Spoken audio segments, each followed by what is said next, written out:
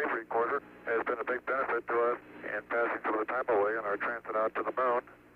And it's rather odd to see it floating like this in Odyssey while it's playing the scenes from 2001. April 13th, 1970. The mood could only be described as relaxed. Apollo 13, man's fifth lunar mission. The third, scheduled to land on the moon, continued its tranquil coast. This is the crew of Apollo 13, wishing everybody there a nice evening, and we're just about ready to close out our inspection of Aquarius and get back to a pleasant evening at Odyssey. Good night.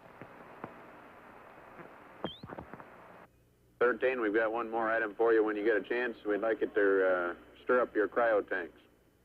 In addition, have Shaft and Trunnion for a look at the Comet Bennett if you need it. Okay, stand by. Okay, Houston, we've had a problem here. This is Houston. Say again, please. Yes, Houston, we've had a problem. We've had a main B bus undervolt. Roger, main B undervolt. Okay, stand by, 13. We're looking at it. And we had a pretty large bang associated with the caution and warning there. And as I recall, main B was the one that had a amp spike on it once before. In the interim here, we're starting to go ahead and button up the tunnel again. April 11th, 1970. Launch day. The crew of Apollo 13. Jim Lovell, commander and veteran of 3 previous missions. He had orbited the moon Christmas 1968 on Apollo 8. Fred Haise, his first time up, Lunar Module pilot. Jack Swigert, command module pilot. 3 days ago, he was on the backup crew. Now he replaced Ken Mattingly. Mattingly had been dropped from the mission because he had been exposed to German measles. He would watch the launch from Houston's mission control. Auto sequence initiated, flight. Roger. Flight booster. Go. S4B pre-press complete. Roger. Flight booster.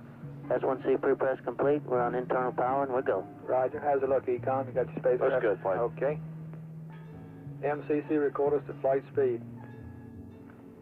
Ignition, flight. Roger. Roger. Clock start, flight. Roger. Thrusters go, all engines. Roger. Okay, Fido, how's it look? Looks good here, flight. Good agreement. Okay, booster, how do you look? S1C looks good, flight. Okay, Capcom, we'll go you on the ground. Okay, we'll go at 1, Capcom. Yeah, we're leaving, flight. Roger.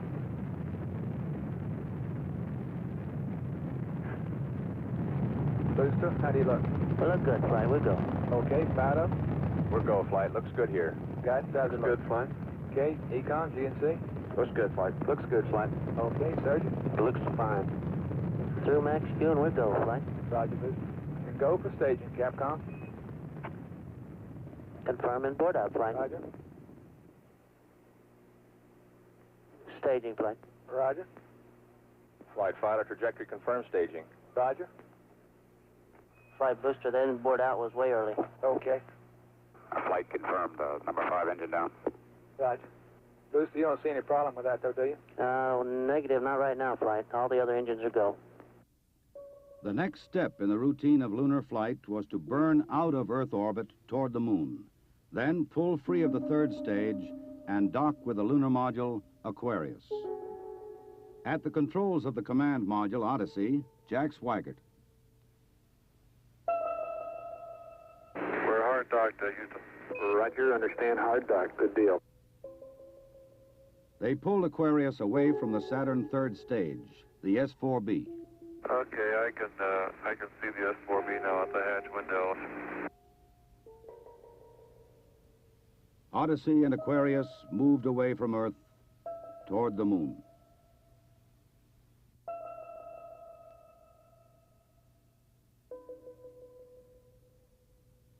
Okay, Houston, we've had a problem here. 5 guidance. Go, guidance. We've had a hardware restart. I don't know what it was. Okay. Houston, we've had a problem. We've had a main B bus undervolt. You see an AC bus undervolt there, guidance? Or ECOM? Negative, flight. I believe the crew reported it. We got a main B undervolt. We may have had an instrumentation problem, flight. Roger. And we had a pretty large bang associated with the caution and warning there. The sensation I had, that I had felt a vibration accompanying the bang, not a large vibration or shudder. Is there any kind of leads we can give them? Are we looking at instrumentation, or we got a real problem, or what? We're reading 0 N2 pressure in fuel cell 1 and 13 psi on fuel cell 3 O2 pressure. Okay, Barrett, what do you want to do? Open circuit fuel cell 1 and 3? That's firm flight. Shut down the reactance valve, and I asked for a reconfirmation, since when you do that, it's sort of irreversible. If you shut one of these things down, they only can be restarted from ground support equipment. Yeah, that's because of AC. And it looks to me, looking out the hatch, that we are venting something. We are venting something out into space. Okay, let's everybody think of the kind of things we'd be venting. GNC, you got anything that looks abnormal in your system? Negative flight. How about you, ECOM? You see anything that, with the instrumentation you got, that could be venting? That's firm flight. Let me look at the system flight as far as the venting is concerned. Okay, let's start scanning. Here is a bulletin from ABC News. The Apollo 13 spacecraft has had a serious power supply malfunction that could cause the lunar landing mission to be terminated early. I assume you've called in your backup ECOMs? Flight, say again? Have you called in your backup ECOMs now? See if we can get some more brain power in this We thing? got one here. Roger. At the moment, the astronauts are continuing to try to isolate their trouble. A late report says the spacecraft now is operating on battery power alone. All unnecessary equipment is being turned off. Okay, now let's everybody keep cool. We got the LEM still attached. The LEM spacecraft's good, so if we need to get back home, we got a LEM to do a good portion of it with. Okay, let's make sure that we don't do anything that's going to blow our CSM electrical power with the batteries, or that will cause us to lose the main or the fuel cell number 2. Okay, we want to keep the O2 and that kind of stuff working. We'd like to have RCS, but we got the command module system, so we're in good shape if we need to get home. Let's solve the problem, but let's not make it any worse by guessing. My concern was increasing all the time. It went from, I wonder what this is going to do to the landing, to I wonder if we can get back home again. Okay, Ecom, I'm coming back to you. Flight. Go ahead. I think the best thing we can do right now is start a power down.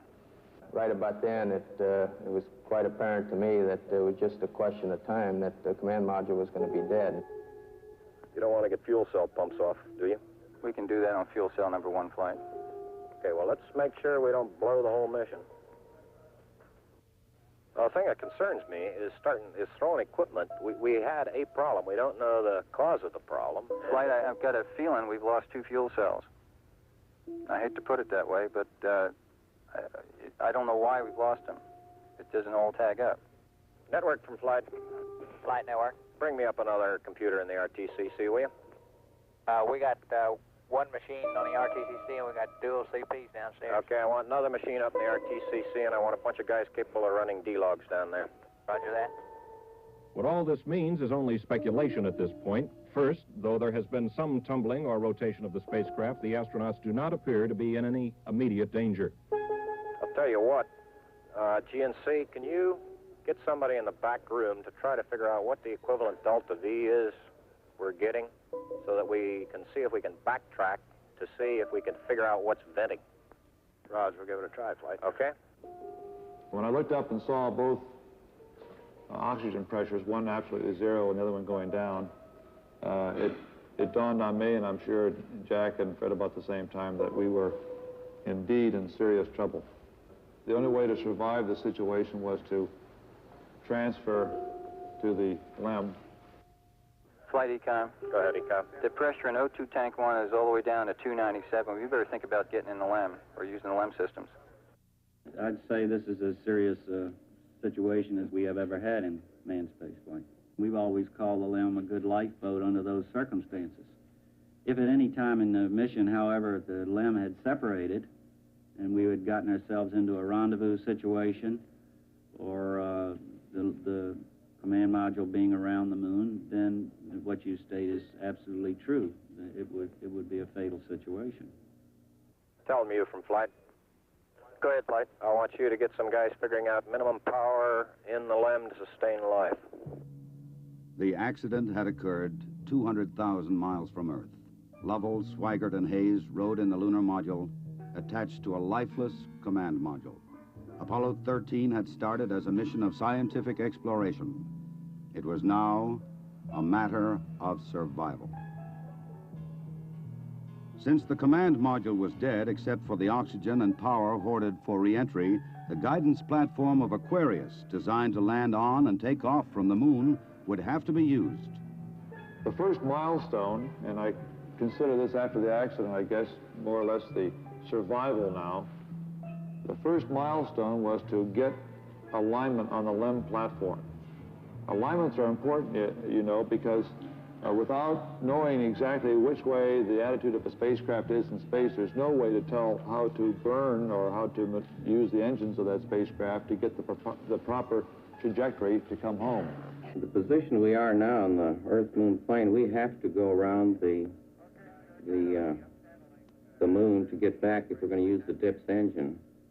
You would have had enough capability with the SPS engine, but of course we don't dare use that now. So we have to go to the backside of the moon and come back. To get into the correct orbit around the moon, the crew had burned out of a trajectory that would automatically bring them back to Earth. They would have to get back onto a safe course toward Earth. He needs to put his throttle to min also, Flight. Throttle to min?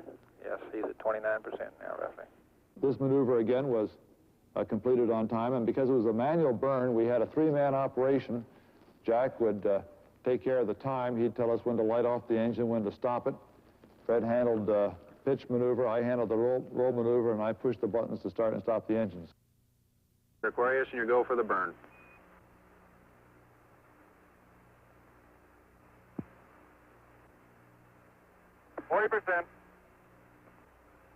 Okay, Aquarius, you're looking good. Auto shutdown. The first problem was solved. They were back on the path to Earth. But there were many other problems to be solved. From a building at Houston's Manned Spacecraft Center, systems experts coordinated the coast-to-coast effort to get the crew back. One of the big problems was consumables. There would be enough to eat and drink. But in space, there are other factors.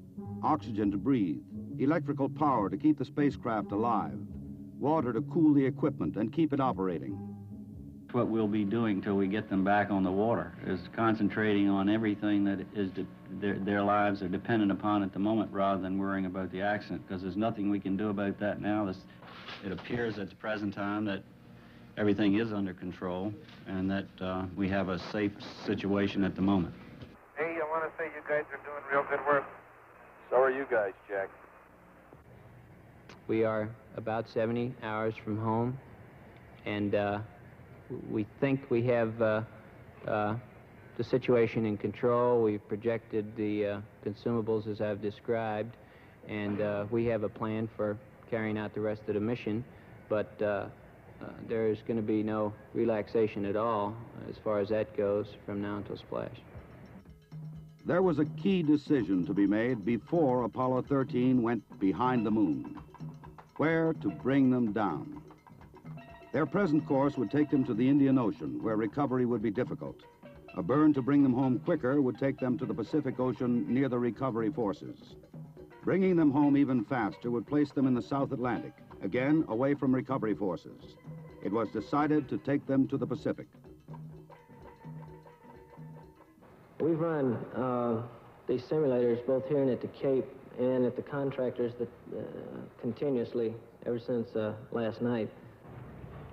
We've tried to simulate virtually everything that we've had the crew to do that is non-normal that they've done, and we've proven most everything that we've been able to run on the simulator prior to passing it up to them. There may be some details we haven't done, but at least we've checked the feasibility of everything we've done, and we'll continue to do that.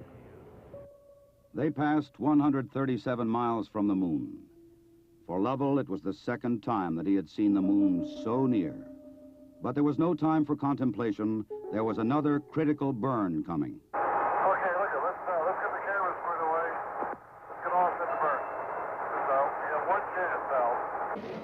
And in Houston, the newsmen poured in to tell an anxious world the story. Well, that was going along with the ignition time.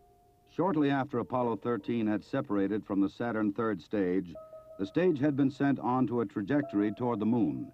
Its impact would be recorded by the seismometer left by Apollo 12. By the way, Aquarius, we see the results now from 12's seismometer. Looks like your booster just hit the moon and it's rocking it a little bit. Over. Well, at least something worked on this flight. I'm sure glad we didn't have a limb impact, too. Jim, you go for the burn. Go for the burn. Roger, understand. Go for the burn. Guidance okay? We're good, flight. Control okay? We're okay, flight. Tell me We're go, flight. Inco okay? We're good, flight. Ground confirms ignition. We're burning 40%. Boris Houston, you're looking good. Roger.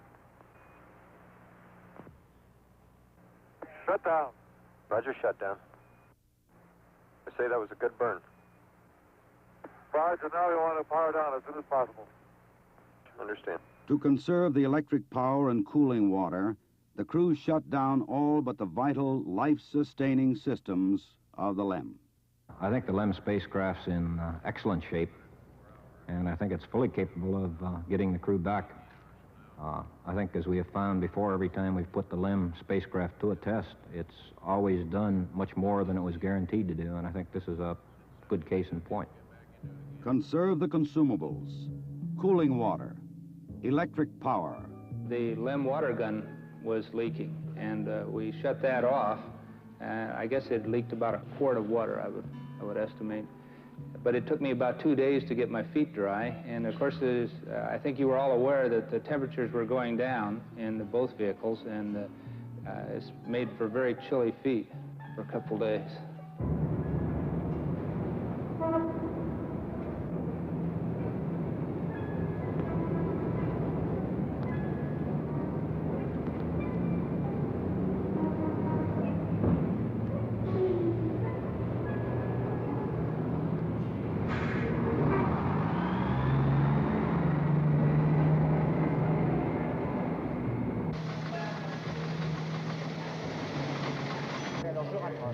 Ok, au revoir.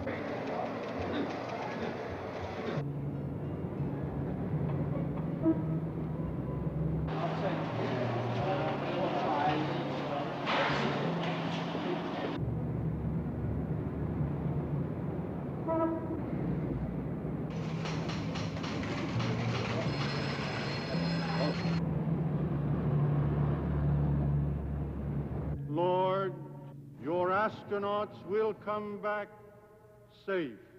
If I may be serious for one moment and ask the entire audience for a moment of prayer for the crewmen of the Apollo 13. We'll hold silence for a moment, please.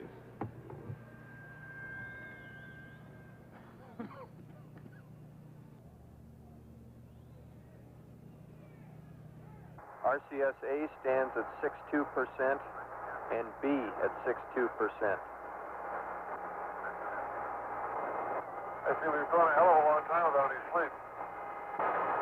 We're going to have to start thinking about getting people back to sleep again because I didn't get any sleep last night at all. Command module just slowly kept going down in temperature until I think just prior to reentry, it was down to about 38 degrees. And along with that, it was a sort of a chilling coldness. The walls were perspiring, the windows were completely wet, and it wasn't too healthy. I recall that we went in there to get some hot dogs one day, and it was like reaching into the freezer for the food.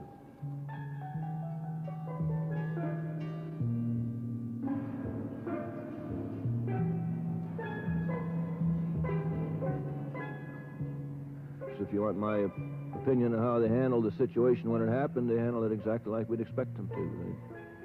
They were about as well on top of it as anybody could be, knowing what we knew, which isn't very much, I'll have to admit. but I think they did everything right within the knowledge that was available to us in a timely fashion, which is what all we expect of them. I think they did a beautiful job of it. We actually had a third little sleep restraint, which Fred then put on and buttoned up and kept a little bit warm. The astronauts faced another problem, their own exhaled breath. The lithium hydroxide chemical to take carbon dioxide out of the air was not sufficient in the lunar module. They would have to adapt the canisters from the command module to fit the hoses in the LEM. On the ground, an adapter was fashioned from materials the crew had available in the LEM. Cardboard from a checklist, plastic bags, and tape. After checkout in an environmental chamber, the directions for construction were sent up to Aquarius. At this point in time, I think the partial pressure of carbon dioxide was reading about 15 millimeters. And we constructed 2 of these things and put them online, and I think within an hour, the partial pressure of CO2 was down to 2/10. So you see that survival now became one of initiative and ingenuity, and it was one which the ground continually helped us along. We had all kinds of people on the ground trying to think up ways of extending our lifetime. There would be still another burn, a mid-course correction to get Apollo 13 into the narrow corridor through the atmosphere for a safe return to Earth. We're at burn attitude, flight. College. Ignition. Thrust looks good. Shut down. Hang in there, it won't be long. There were moments when I didn't know how much consumables we had, whether we could make it back or not, but in a situation like that, there's only one thing you can do. You just keep going, and you just keep thinking up where you can get more consumables. And so that's exactly what we did. On April 17th, they prepared for re-entry. After a small course correction burn, they jettisoned the damaged service module. SF, Copy that. and there's one whole side of that spacecraft missing. Is that right? The whole panel is blown out, almost from the base to the engine. Really a mess. Man, that's unbelievable. Next, they got back into Odyssey to jettison Aquarius prior to entry into the atmosphere. Left jettison. Okay, copy that. Farewell, Aquarius, and we thank you. Okay, LOS in a minute or a minute and a half. At entry attitude, we'd like Omni Charlie. And welcome home. Thank you.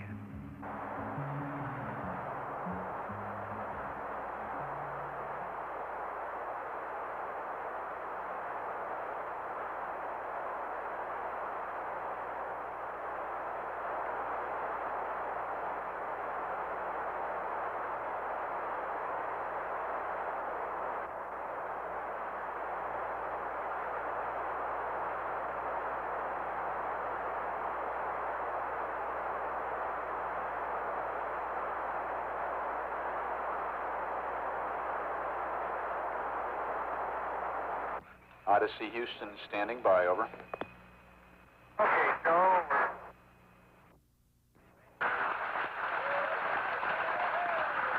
Odyssey Houston, we show you on the mains. It really looks great. Apollo 13, this is recovery, over. They're going through 5,000. Under Apollo 13, this is recovery, and your chutes look good. Apollo 13, this is recovery. We observed your RCS burn, over. The recovery, Apollo 13 is descending. Apollo 6 is recovery, over. Photo 1 spliced in at this time. The three chutes are displaced in the water. Our 0 degrees magnetic 3.5 miles, Iwo Jima. Iwo Jima, roger. This photo 1, the command module is stable 1 at this time. They're riding comfortably. The vertical axis are approximately 15 degrees. Web1, you're clear to get the position to retrieve the other two units. Web1, roger. Okay, thanks, Web2, you're wind line 270.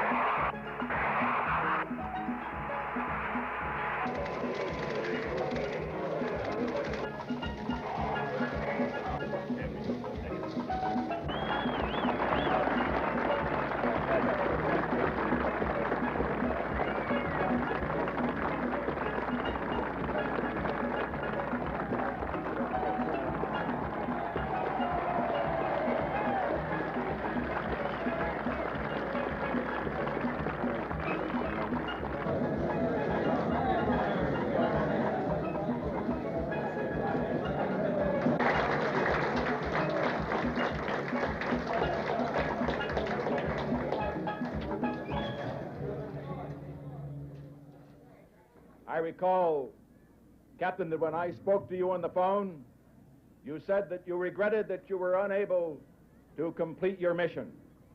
I hereby declare that this was a successful mission. From the start, the exploration of space has been hazardous adventure. The voyage of Apollo 13 dramatized its risks. The men of Apollo 13, by their poise and skill under the most intense kind of pressure, epitomize the character that accepts danger and surmounts it. Theirs is the spirit that built America. Your mission served your country. It served to remind us all of our proud heritage of a nation, to remind us that in this age of technicians and scientific marvels, that the individual still counts, that in a crisis, the character of a man or of men will make the difference. GNC. Go. Surgeon. Go. Procedures. Go. AFD. Go. Network. Go. Computer soup. Go. Raj, network, give me an amber. RTC, you on AFD conference. RTC's on the AFD conference. Okay, all flight controllers, let's play it cool.